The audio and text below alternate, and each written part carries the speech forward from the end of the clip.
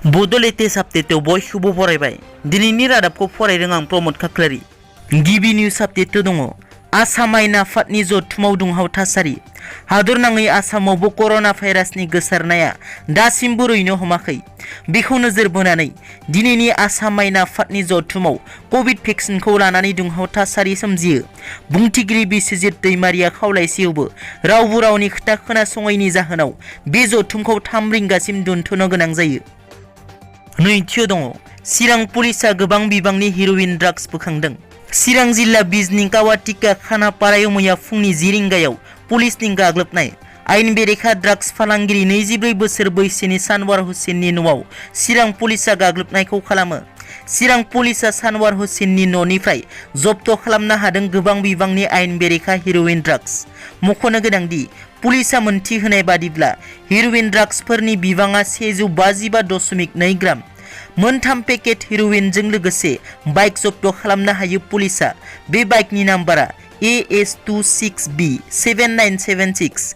बे समाव दायनिगिरि सानवार हुसेना खारखोमाना दं होननानै मिथिनो मोननाय जादों। थामथियाव दङ। गिबि मन्त्रि डक्टर हिमन्त बिश्व शर्माया बर' हारिखौ बाख्नायदों। दिनै जों मोनसे खोथा नोजोर होनांगौ। जों बर' हारिनिफ्राय सोलोंनो गोबां दं। बिसोरो हिन्दु जादों, ख्रिस्टियान जादों, नाथाय बिसोरनि राव हारिमु बेफोर जाहाथे थांना थायो, बेफोर गोमालाङा। दिनै सासे ख्रिस्टियान बर'आबो सिनायो गुरुदेव कालीचरण ब्रह्मआ सोरमोन होननानै। सोलिबाय थानाय आसामनि रांबावजा जथुमाव बर' हारिखौ बाख्नायो गिबि मन्त्रि बिथाङा। আজি আমি এটা কথা চাব লাগিব, বড়ো জাতিৰ পৰা আমি বহুত ক্ষেত্ৰত শিকিবলগীয়া আছে। আজি তেওঁলোক হিন্দু হৈছে, খ্ৰীষ্টিয়ান হৈছে, কিন্তু তেওঁলোকৰ ভাষা, সংস্কৃতি আৰু তেওঁলোকৰ লোককলা এইবিলাক যাতে জীয়াই থাকে, ইতিহাসখন যাতে নোহোৱা হৈ নাযায়। আজি খ্ৰীষ্টিয়ান বড়ো এজনেও জানে গুৰুদেৱ কালীচৰণ ব্ৰহ্ম কোন আছিল।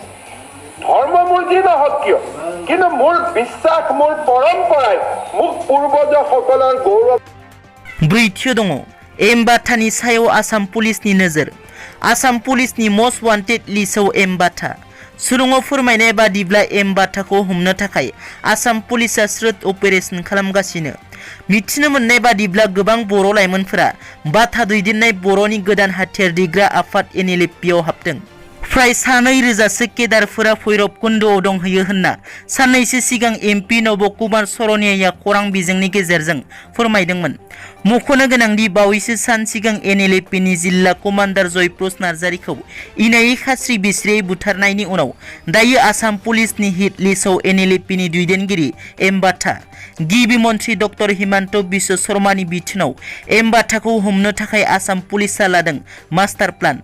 सुलुङाव फोरमायनाय बादिब्ला एमबाथाया दायो भारत भुटान सिमनायाव दं।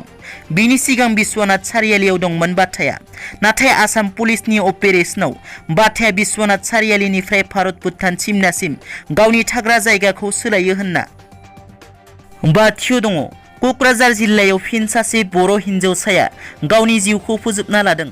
क'क्राझार जिल्ला बिसमुरि आउटप'स्टनि सिङाव थानाय सामुखागुरि गामियाव फिन मोनसे सोमोनांथाव जाथाय।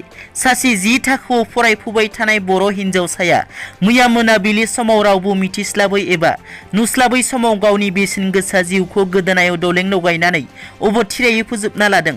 नखरनि सोद्रोमाफोरा फोरमायनाय बादिब्ला नखराव जेबो दावराव दावसि जायाखैमोन होननानै फोरमायदों। लोगोसे बे जाथायखौ दासिम मा जाहोनाव थैखो मिथिनो मोननाय जायाखै। दथियाव दङ। सावरायग्रानि EM मासिनि थाखाय BTR सरकारा सावरायगासिनो दं। बे बाथ्राखौ बुंदों BR फेरेंगा बिथाङा। BR फेरेंगा बिथाङा माखासे बारग' NDFनि केदारफोरा BR सावरायग्राखौ EM होनांगौ होननानै दाबि दैखांनायाव माखासे खालि जायगा दाबोनो दंबावो होननानै बुंथियो। BTRआव दाबोनो गोबां EM मासिया लांदां जानानै दं। चिरां जिल्लानि रुनिखाता थानानि सिङाव थानाय गोग्लैनाय 14 नं चिरां दुवारनि सान्थिफुर ब्लकआव माखासे प्राइमारिखौ लानानै जौगाखांनाय हाबाफारि सावरायलायो। बे हाबाफारियाव बाहागो लायो BR फेरेंगा बिथाङा। बि सावरायग्राखौ EM होनांगौ होननानै रायजो राजा आरो बारग' NDFनि सोद्रोमाफोरा दाबि खालामदोंमोन। नाथाय बेखौ लानानै जिंगा सिनांगौ गैया आरो दासिमबो BTRआव EMनि मासिया गोबां लांदां दं। बिनिखायनो सावरायग्रानो EM मासि होनांगौखौ लानानै जिंगा सिनांगौ गैया होननानैबो फोरमायो बिथां रनजित बसुमतारिया। बेराफारसेथिं बिटिआरआव गरखाफोरनो रैखाथियारि फोसावनायाव बर' हारिया जेबो खहा जानो मोना होननानैबो बुंबावो रनजित बसुमतारि बिथाङा। स्निथियाव दङ बिटिआरआव गंसे गोदान जिल्ला मोननो हाबाय। बाक्सा जिल्लानि सिङाव थानाय तामुलपुर महकुमाया गंसे गोदान जिल्ला महर मोनबाय। दिनैनि आसाम आयेन आफादनि रांबावजायाव रांखान्थि मन्थ्रि अजन्त नियग बिथाङा थिसनना होबाय। दिनैनि रादाबा एसेनोसै। नोंथांमोना जुदि आंनि चेनेलखौ दासिमबो साबस्क्राइब खालामाखै अन्नानै साबस्क्राइब खालाम। गोजोन्थों।